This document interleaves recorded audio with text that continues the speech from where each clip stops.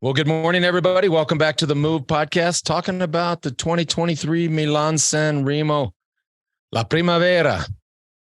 As far as I'm concerned, this is the cycling season started today. We can do all these other races in the Middle East and Catalonia. The season, as far as I'm concerned, started today, and we're going to get all into it. I am joined over there in Greenville. George just constantly giving us Greenville intel. We got a bunch of intel today in the members only pre-show. It's just good. Anyways, Mr. George Hincapie wearing the. I think we both sort of went to our We-Do drawer and like, which T-shirt should we wear? And after the performance we saw today from Mathieu Vanderpool, there was only one, and that's the C in the douches T. Like, I mean, this was like a C in the douches poster child moment. Also up there in Madrid, Johan Brunel. Which, by the way, folks, speaking of members only, our members only sports betting show called Outcomes. Now, even if you're not even into cycling, you just want a little action.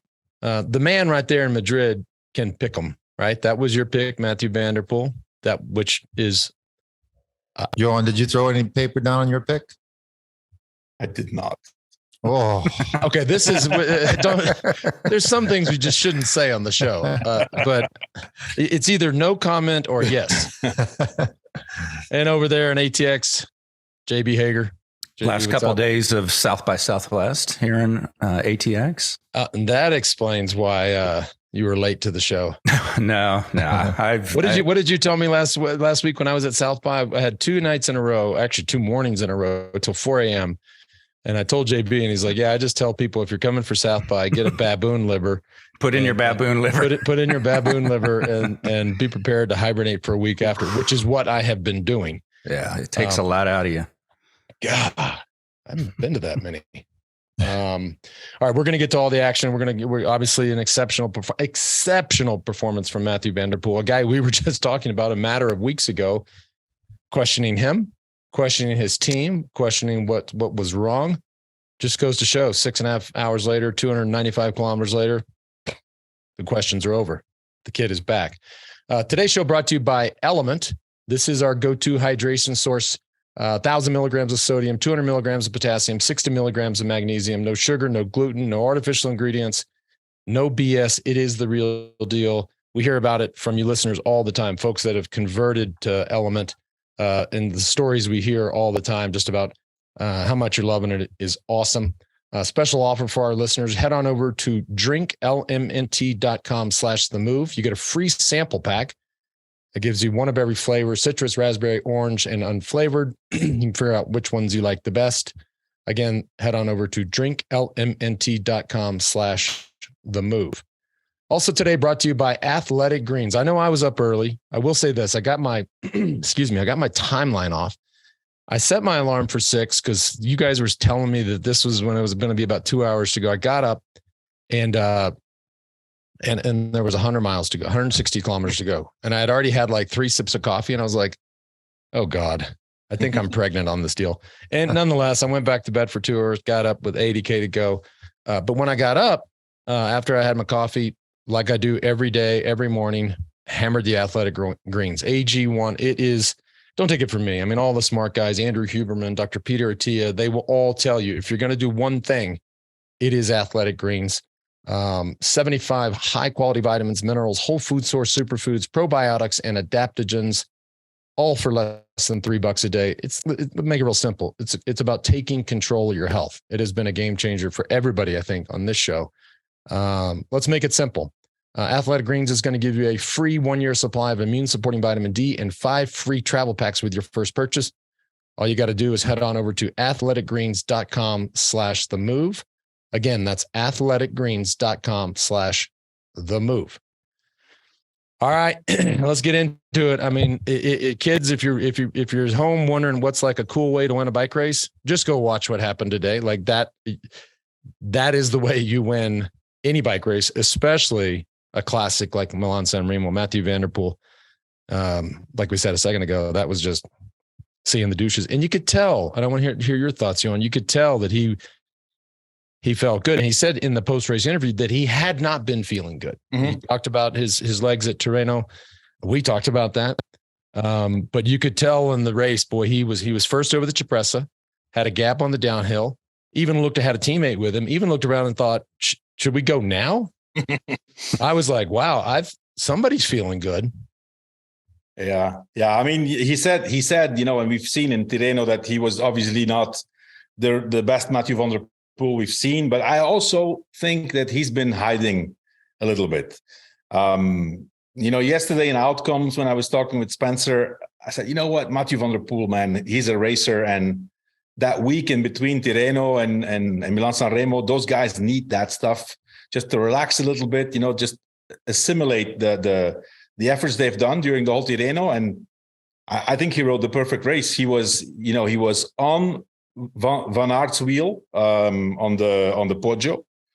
I think, Pogačar, that effort he did, he had to go early and he had to go long, but, to drop that kind of riders like Vanderpool and Van Aert and even Filippo Ganna, it's not steep enough, but that acceleration in the last 400 meters of the Poggio, that was incredible. Nobody had a response. And when I saw actually that first corner, like on the top, you could see already there he was going to win. His speed was so much faster than Pogačar, who came basically 25 meters behind.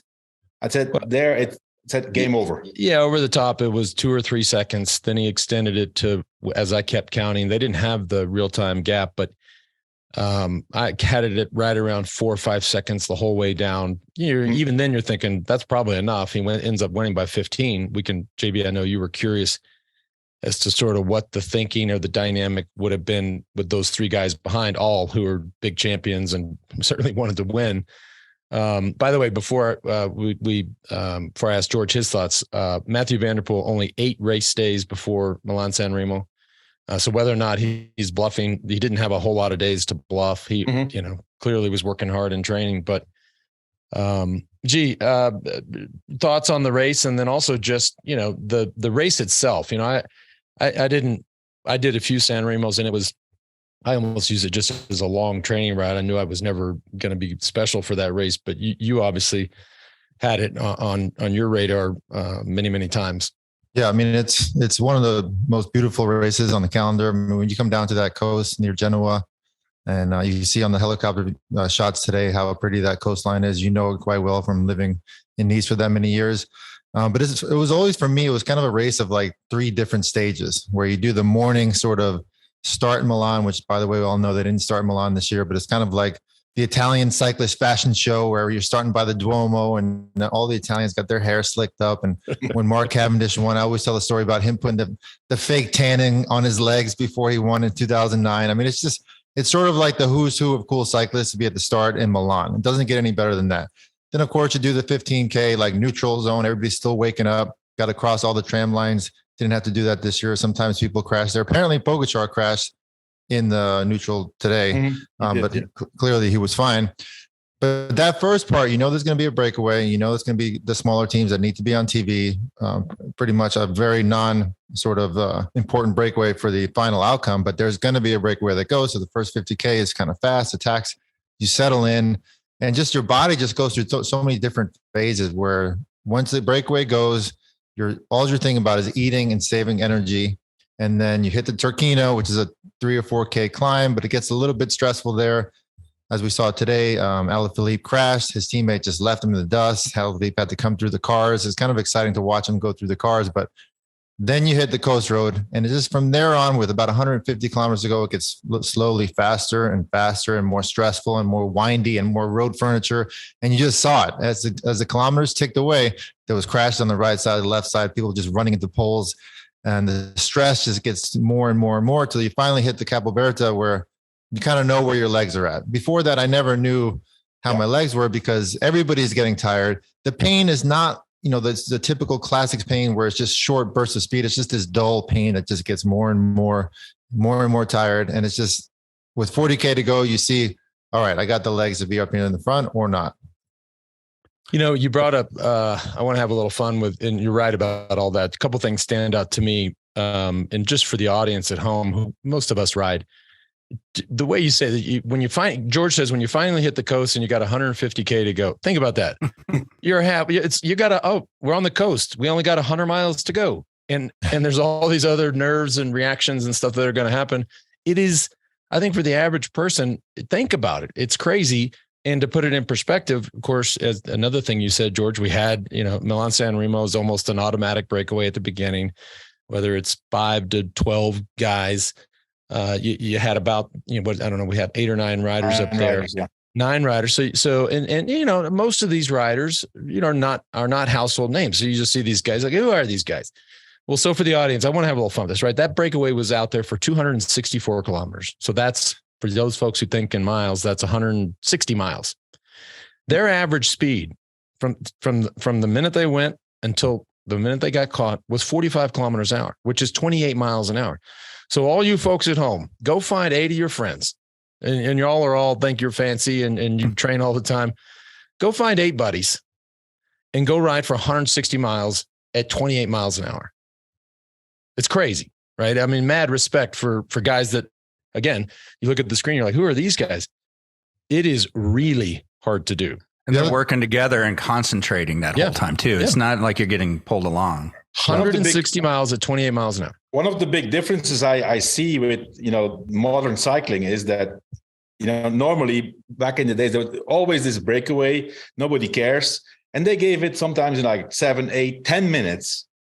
Today, 3 minutes. That's it. Everything was controlled. These guys. So the peloton also went 44.5, 45 kilometers per hour. And that obviously adds to the fatigue when you get to the Cipressa.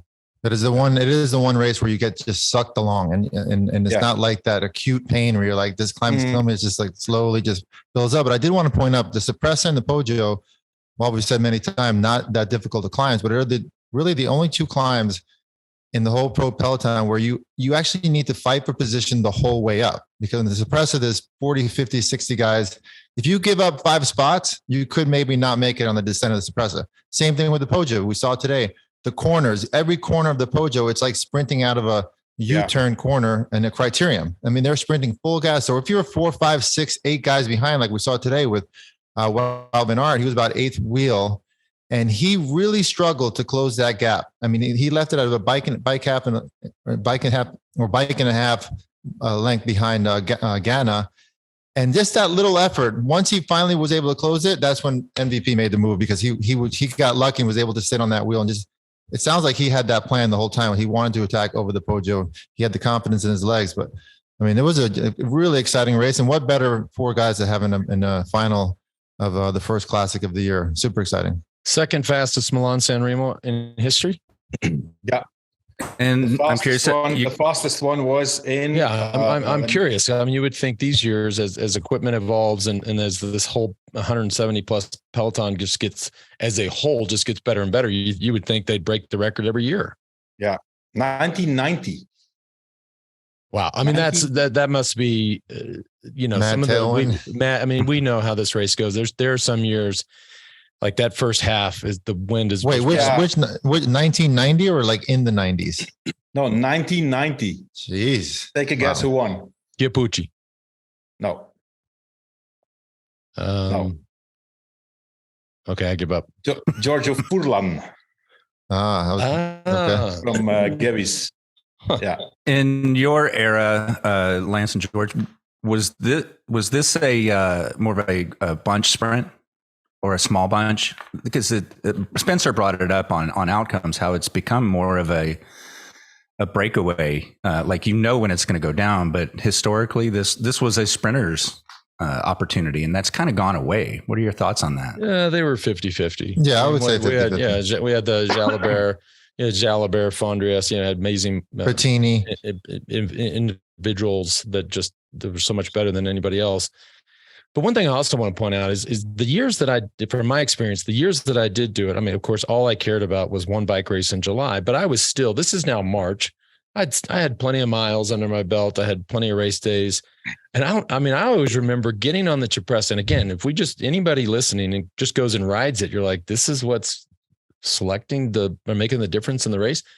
I would get on the Cipressa And I just I find myself just slipping back. I'm like, what is going, like, I couldn't understand how, if I'm expected to, go up on 2 faster than anybody in July, what the fuck how am I actually getting, like, drifting back in the peloton? Are they holding onto a car up there or something? Like, it's just it is a whole nother beast. Yeah. Your legs are numb. It's one of those races. I mean, I think it's the only race basically.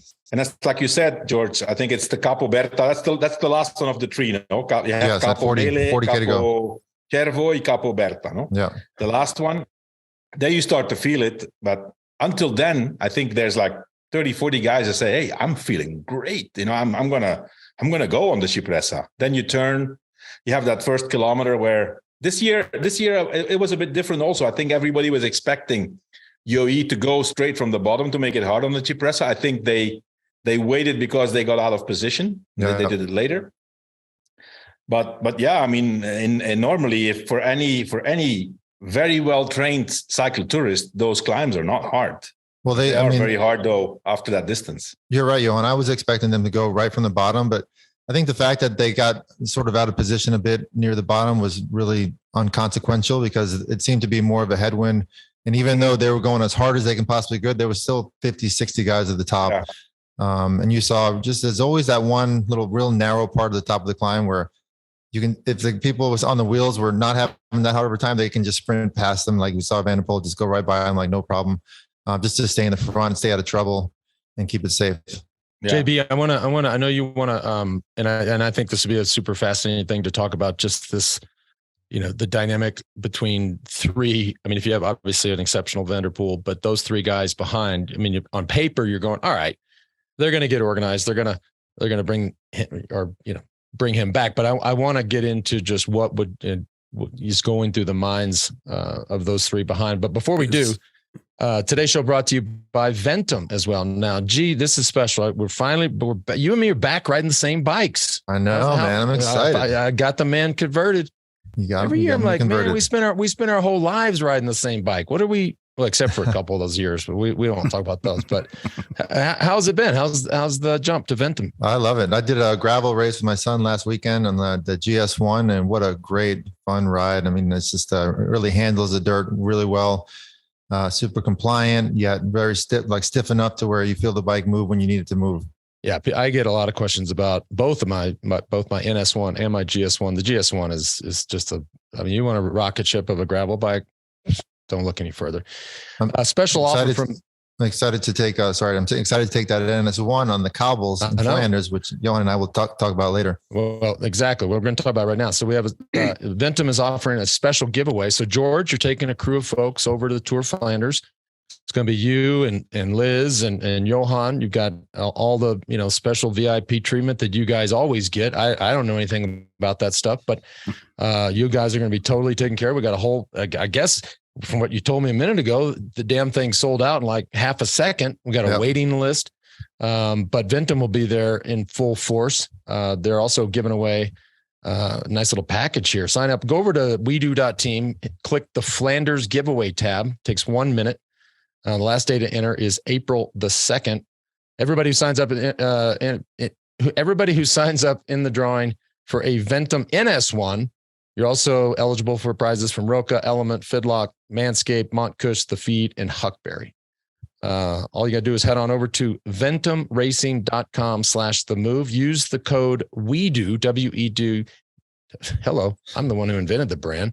WEDU at ventumracing.com/themove. That gets you 10% off. And you hit me up the other day about the Flanders thing. And you're right. George was like, y'all weren't on this text, but he's like, you should come.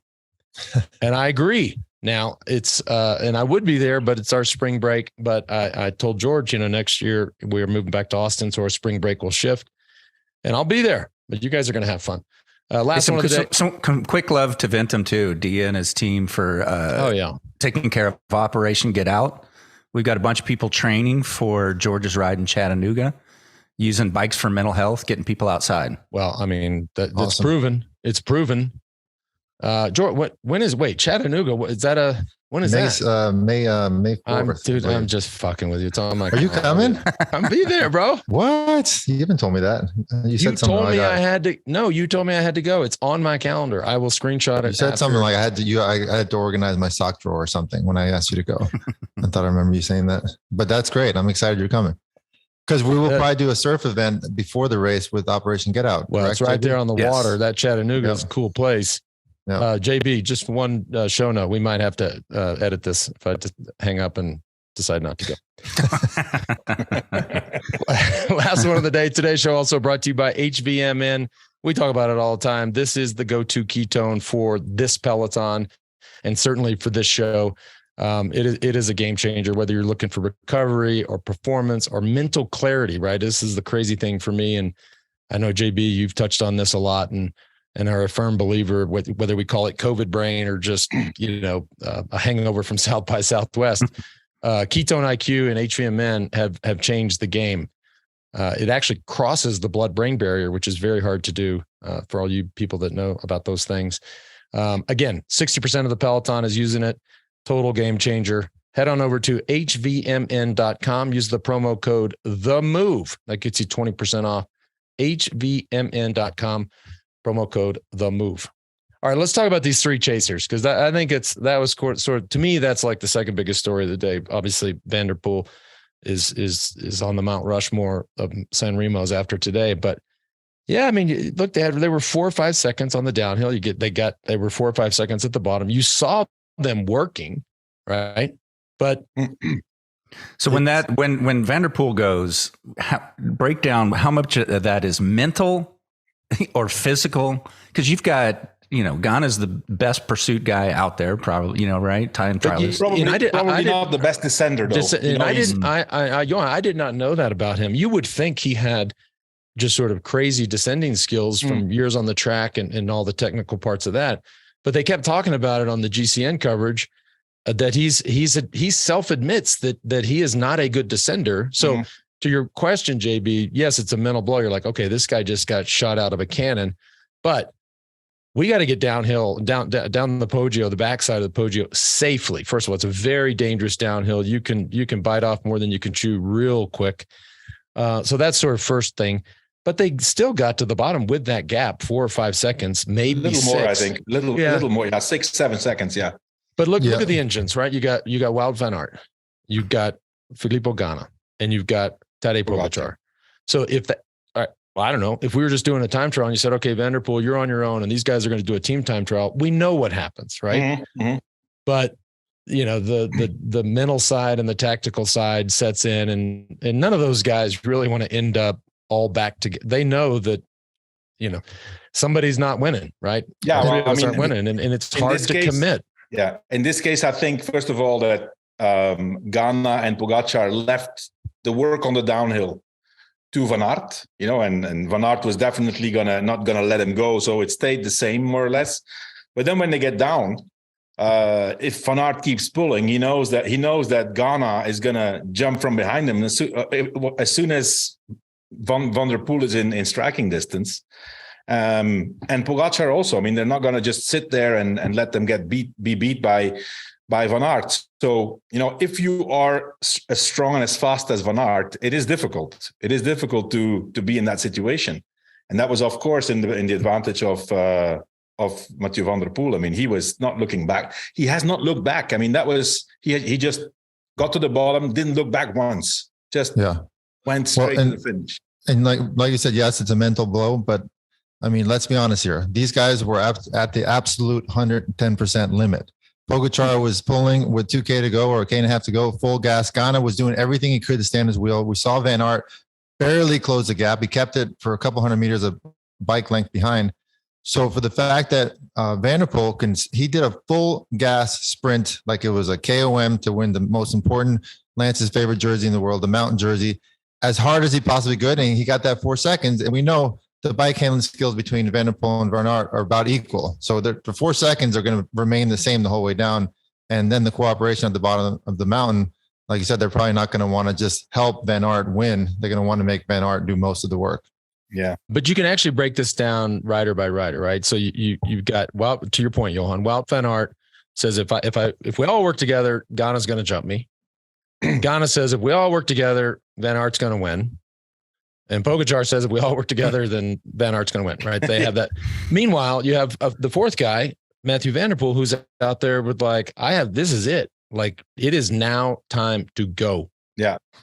Now. And so that's just, you're sort of riding with the power of two guys at that point when finish line's right there.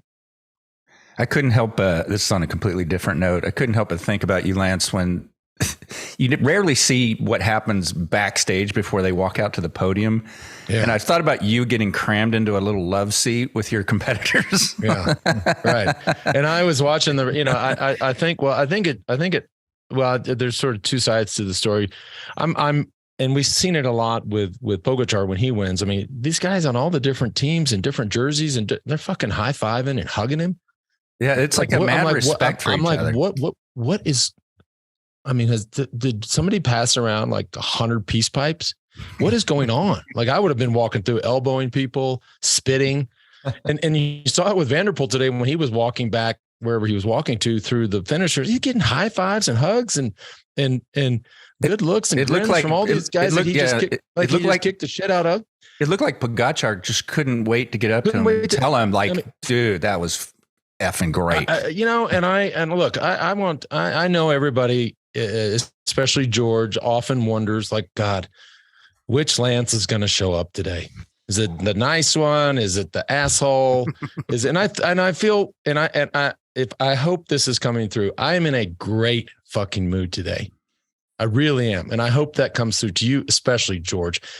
But I got up, hammered the AG1.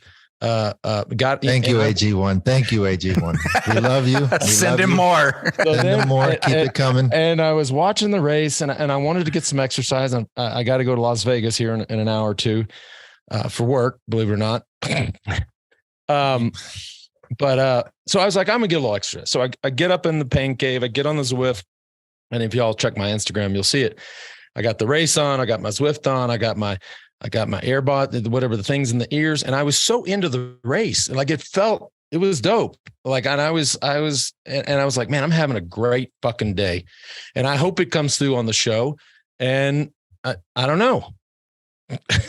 Lance, that's actually, I did notice that post. That was really cool. You're watching the race. You said you were getting a great workout in, but you were doing 135 watts. What's going on?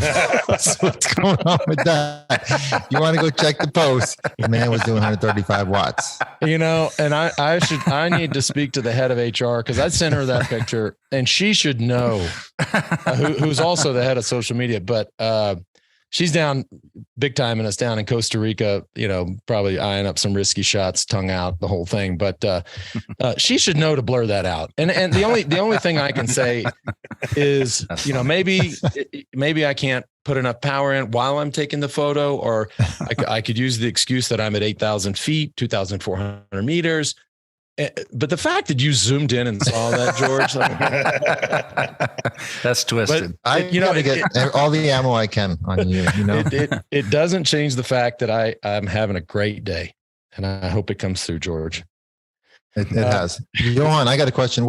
Give us the winners and losers team wise as we're embarking into the great question. Obviously, listen, the big winner is Alpecin. We've and I include myself numerous times. I've said something's not right with Alpecin. They're off since the beginning of the season. They're behind. Today they corrected that. They said, everybody shut up. We're here. Not just Vanderpool. They had Krag Andersen in 5th. They have Philipsen in 15th, who was actually ready there also to make it if a group was going to come back. So those doubts are answered. It was, if the leader's in great shape, the team transforms, right? And and this is obviously great for their morale. Everything that they didn't do before this race, and all the races that the other guys won, in Ruta del Sol, in UAE, doesn't count. This is the real deal, right? So that's the big winner. I think personally, I think Ineos did a great job, in not having Pidcock at the start, who was going to be their leader. Right, exactly. And coming in with a guy like Ganna and being second, Ganna was amazingly strong. He dropped Van Aert from his wheel in the last 200 meters. So he must have been crazy strong. Right. And then I think the losers, Soudal Quickstep, I think, they were, their leader was Alaphilippe, ex-winner of this race. He's not in the same shape as usual, but neither was Vanderpool, right?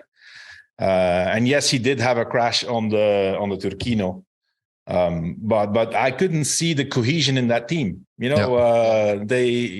was strange for me to see that Alaphilippe is on the ground in the Turquino. Then you have Lampard next to him. Doesn't even look. I mean, he knew because he was behind Alaphilippe when he crashed. He also crashes, just stands up and leaves. And then they were not riding together as a team, I think. So I think they're the losers of you cannot say, listen, Milan-San Remo, there's one winner and the rest is everybody. Basically, everybody's losing, right? But that's the same for every classic. I have to say. Yeah.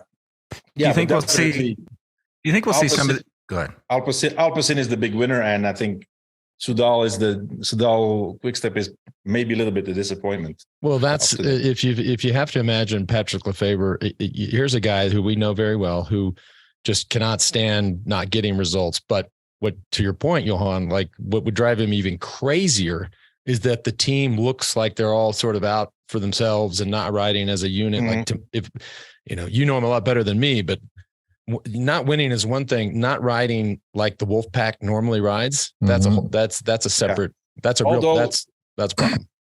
Milan-San Remo is a different race than the races that the cobbled classics. Let's also not forget, to their credit, this is a team that's shifting a little bit towards the team around Evenepoel, right? On Monday, the Tour of Catalonia starts.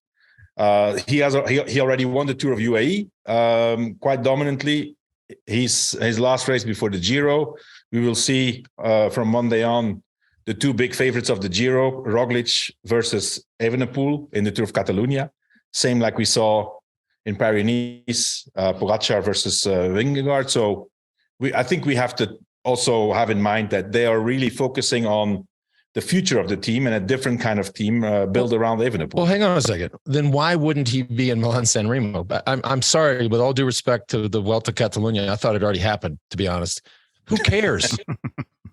I mean, these guys aren't racing anymore. They're doing altitude camps and then you mean races. You mean why is he not? Who's not in Milan-San Remo? Evenepoel? Yeah. I mean, he's that group's not 4 guys; it's 5 at the end. He's got plenty of HP to be up there, and I don't buy the Catalunya thing. Oh yeah. He picked out his races. It's altitude camps and races. No, it has changed. Nowadays you don't do Milan-San Remo anymore for training and getting miles. Yeah, plus it's so dangerous. A lot of guys don't want to risk it. Fair point. All right. Look, I'm just here to play bass and do some. Y'all know a lot more than me. I want to talk about somebody that got 44th today, right? Because Peter Sagan. This is his final Milan-San Remo. Hard to think or imagine or believe that, knowing him and his career and his style of riding, a guy like him had never won Milan-San Remo. That is really, really hard to believe. Think of Sagan and his peak. You would have thought he had 3 or 4 or 5 Milan-San Remos. So today we saw, I think it's a special shout out. This is going to be a special year for him. Obviously an incredibly popular rider. Wow. You actually really are in a good mood. I mean, the fact that you're actually doing this as a positive spin on Sagan and saying he's done, he should retire tomorrow. I mean, thank you, AG1. We got a whole new lance going on. And Swift and everybody else. Awesome. Let's go. And maybe a little bit of HVMN in there too. Yeah, that's right. You know it. And y'all keep it coming. We love you guys. We need you. But Sagan got 2 times second in Milan-San Remo. Doesn't matter. 1 year. Doesn't matter. 1 year. No, I know. 1 year. I mean, there was this 1 year where he was sprinting against Alaphilippe and Kwiatkowski, and he could not lose that sprint, and he did. He still lost it. It is really, it is the race that he should have won. Well. And he never managed to win it. It's true. And if you believe what they said on GCN, he was quoted as saying, "If I win Milan-San Remo Saturday, I will retire Sunday." Yep. I think that's he's not retiring. He's not retiring tomorrow. No, because he got 44th. Hey, also, I got to say, I don't know I never really got along with this guy either, but Robbie McEwen is damn good on GCN. He is amazing. He is. No, I mean, if y'all want to watch, like, we are not watching NBC during the tour. I fucking promise you that. We are watching GCN with the VPN or whatever JB and Colton got to do to figure it out. He's really, really good. Very good. He's very good. Yeah. In my opinion, of all the guys, compared to the other option, hell no. Of all the guys that I've heard, in my opinion, he's the best right now. He's the most analytical and speaks from experience and speaks very understandable to even non-specialists. Yeah, I like it. And for anybody that ever has to do it, it is a hard job. Like, imagine just talking for hours, and he fills the time. I mean, it's man. Johan and I talked about that. For some reason, my feed watching like Torino had no audio at all. And I would talk for 4 hours on the radio in my career for 30 years. I was watching that going, I just would not be able to do. There's no way. Yeah. And he's waking up in the middle of the night in Australia and doing it. So imagine that. I was curious if he flew over for the big ones, but not for Torino. But yeah, I think he flies over for the tour, but I'm not. But yeah, he was in London for the tour. By the way, George, that was also another very nice thing I just said. You did not acknowledge. I mean, I missed it. Talking about McEwen. Yeah. Okay. Got it. Okay. Anything else? Which one of you is talking to Cavendish as of late? We shoot messages once in a while. He's looking okay until the Capo Verde. Then he just the legs ran out. I think he was a little bit sick after Torino or during Torino. I was wondering. Obviously, he's going to be a big topic of conversation leading up to the tour for us, and especially during the tour. But as an older cyclist, he's older than most of the people on the peloton. Do you have to really pick your targets more properly and work up to it, where the younger guys can stay on top form more easily? Seems so. I mean, San Remo is a whole different animal. 300K. He won it in 2009. I was there with him. It was really awesome, incredible day. And I know that he's got a great love for the country of Italy. Had a place there for a while and loves winning in Italy. So I'm sure that he was disappointed with his ride today, but can never count him out. Yeah, but I think at this point, I think he's focused on winning stages in stage races. So yeah, I think he knows very well that he doesn't have the victory of Milan-San Remo anymore in his legs. He's focused on winning one stage. Right, right. Just to go back to the winners and losers thing, because I screenshotted this when I was watching the coverage, and they had, after they were all high-fiving and hugging each other, then they showed sort of what looked like the backstage area. And they had the podium. So you had Ganna, Vanderpool, and Wout van Aert. And not that you can call, or not that we would call, Wout van Aert's performance a losing performance, but I just want to pull up the picture, because if you'd have to be watching the show on YouTube, look at that picture. Okay. So here's Ganna just being super generous, arm around Vanderpool. Look at Wout van Aert. Believe me, if you asked him winners and losers, I can promise you what his answer is. Look at him. He is like, get me the fuck out of here. By the way, Ganna probably could have done both these guys a favor, since they don't swap Christmas gifts, and sat in the middle. but look at, Wout van Aert just looks completely despondent. But also RCS could have done a better job with, comfortable. I was going to say, if that was Lance. If that was Lance in that situation, he'd be like, "I'm not sitting on that fucking couch. Give me." That's what couch. That's exactly what I was referencing earlier. When I was like, Lance crammed into a little love seat with his competitors. I just can't imagine. Me and Contador and Mayo. Can you imagine? No, I wouldn't be looking out that window. I'd be jumping out of it. Anyways. Okay, so we're back Tour of Flanders here in a couple of weeks. Tour of Flanders. Yeah. George will be on site, and Johan. Yeah. And by the way, Lance, you don't know this yet, but we booted you off that podcast. You're not taking part of it. You're not taking part of it because because George and I are doing it on site, and we'll have a special guest, and otherwise we would have to video you in. I mean, you can join if you want, but we were thinking. I was. Now he's going to go back to the bad mood, Lance. Now I was having. from Flanders. Hold on, I was having a really good day, and just so you know, and I'm dead serious. Just so you know, it just got better. Okay, because as I said a second ago, I'm going to be down in the Bahamas with the family for spring break. The last thing that I'm going to want to do is go watch 200 skinny guys ride around on cobblestones when you guys are on site, and my options are rip on the beach with my kids, day drink, or play golf. You know what, guys? Knock yourselves out. We fixed that for you. We fixed that for you. So you're welcome. And let's not forget about Wednesday night. We're having happy hour for our guests. If you guys have any questions for like everything that's gone up until now during the season, get them ready for actually, whatever. It's an AMA. Ask me anything, or ask us anything. Yeah. So, and you guys mentioned earlier that the going with George and Johan to Flanders sold out. Our VIP experience sold out in an instant. So you probably want to keep an eye on your socials if that's the kind of thing that interests you, because there's more coming.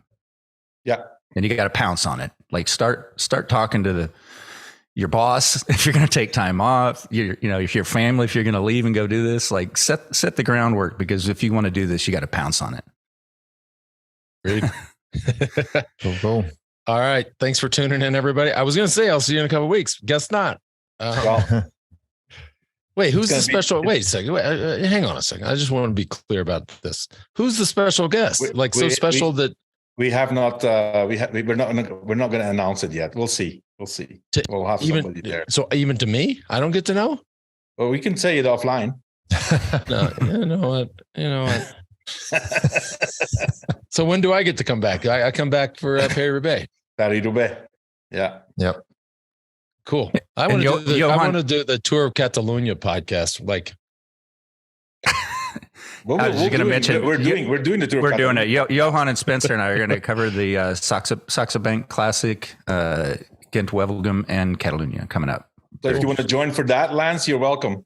You're welcome to join. What were you going to say, JB? That we're covering those races as well with Johan and Spencer. Okay, great. Cool. All right, everybody. This has been fun. That was a hell of a bike race today. Damn. The kids. 62 years later, then Raymond Poulidor, his granddad, won Milan-San Remo. How cool is that? I mean, that's actually so cool. That is cool. And what? How many years since it? 40 plus years since the last Dutch winner. So there's a lot of history. 1985, Henny Kuiper. Wow. Okay. All right. Thanks for tuning in, everybody. Well, these guys will see you in 2 weeks, and I'll see you in 3 weeks. Okay. Bye. Bye.